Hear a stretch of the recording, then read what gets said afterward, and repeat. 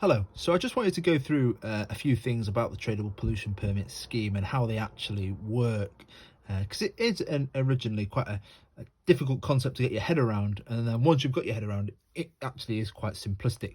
But just there's a few things of how it actually works that we should be aware of to make sure we understand what we're writing about. So obviously we talked about that a tradable pollution permit is a permit that is issued by a government. So it's the government that issues these permits, and what they do is they issue a specific number of permits, which we've talked about. So that's why the supply curve was perfectly inelastic, because the government issued a particular number of permits, and that number of permits would correlate to a specific amount of pollution that the government was willing to accept. Okay, and originally there is no cost involved in these permits.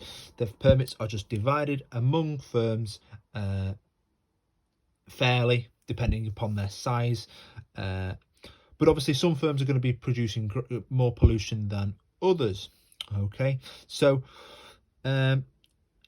we talked a particular point about increased costs of production for particular firms. That's therefore they're going to reduce their output and reduce pollution. Okay, so when it talks about increased costs of pollution, increased costs of production, what we're specifically referring to is specifically referring to those firms that are polluting more than they have been given with regards to the number of permits that they originally were given. So a firm would be originally given a number of permits, but what may happen is that actually those permits don't cover the amount of pollution that that particular firm generates. So obviously that firm's got a problem. It's going to have to reduce its amount of pollution, or it's going to have to pay for more permits in order to make sure that it meets the necessary requirements. It has enough permits to cover the amount of pollution. So obviously if it has to buy permits off another firm, for example, a firm who may not require them because their level of pollution is particularly low, obviously buying the permits off another firm in order to ensure that they cover the amount of pollution that they produce, that's going to increase their cost of production, because they're going to have to buy more permits off other firms who no longer need them. And as a result, what firms may decide to do is actually that cost is just too much. We're not going to bother buying more permits. We're just going to reduce the amount that we produce, and obviously reducing the amount that we produce is therefore also going to reduce the amount of pollution. Okay, so the increased cost of production is specifically focused on those firms that are polluting above the amount of permits that they have originally been given. And obviously they've got to find a way to cover all the pollution that they are generating with the necessary permits. The ones that they've been given initially by the government aren't enough to cover them, so therefore they're going to have to buy more permits, and obviously that buying more permits is going to come at a cost, and therefore they may decide that actually that increased cost, I'm just actually going to just reduce the amount of output that the firm produces, and therefore they would reduce the pollution in that way, because it was just decided that actually we're not going to buy any more permits, we're just going to change the way that we operate, and that would correct the market failure. So that was just a particular point I wanted to touch upon about increased cost of production, because we talked about that as obviously here linking back to how we correct the market failure, and again we talked about when we looked at some of the advantages of a tradable pollution permit scheme, that how would it, we talked about increased cost of production reducing the amount of pollution. And the increased cost of production comes to those particularly large firms who may originally not have had enough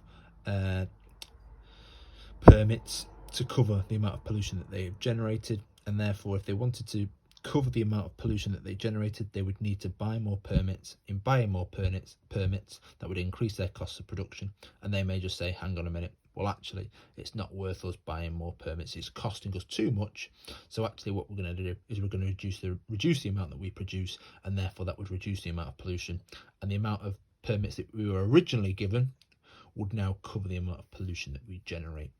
And that's where that would correct the market failure. So I just wanted to touch upon that. So yeah, just going back to the original points I was making, obviously government sets out a specific amount of permits that they distribute among the market. Firms then can buy and sell permits as required. So obviously firms polluting more will require more permits, so they'll buy more permits off others. Obviously, buying more permits because they're going to continue polluting means that the demand is increased, and that would push up the price of them. So obviously, if firms don't change the way they behave and just want more permits, then that would just push up the price higher and higher and higher. Therefore, firms would start then to switch to greener technology because the cost would just become too much. And then over time, what the government would do is the government would reduce the amount of permits that they sell onto them, that will put on the market. And therefore, by reducing the amount that the government reducing the amount of permits that the government puts on the market, that would again further push up the price, further incentivizing firms to switch to greener technology, because it's just going to cost them too much to continue buying permits. If they need to buy further permits to cover their costs of production are going to increase. They may just reduce their output in order to meet the necessary requirements, and therefore that would reduce pollution. So key thing here, government distributes pollution permits, firms then buy and sell permits between themselves in order to make sure that they cover all the necessary pollution that they do. Firms will change the way they behave. Some may not though.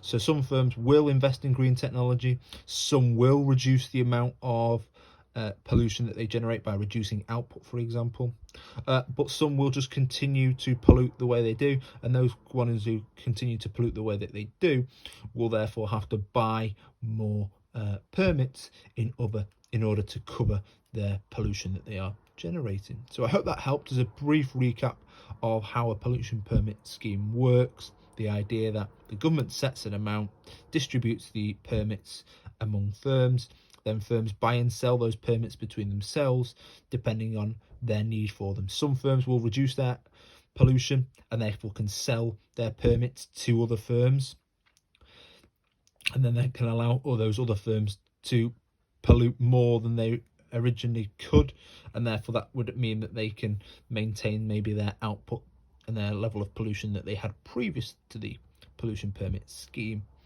but obviously that's coming at a cost to them. Okay, so I hope that little recap and bringing it all together helped, and talks about how it costs firms money, help you understand that.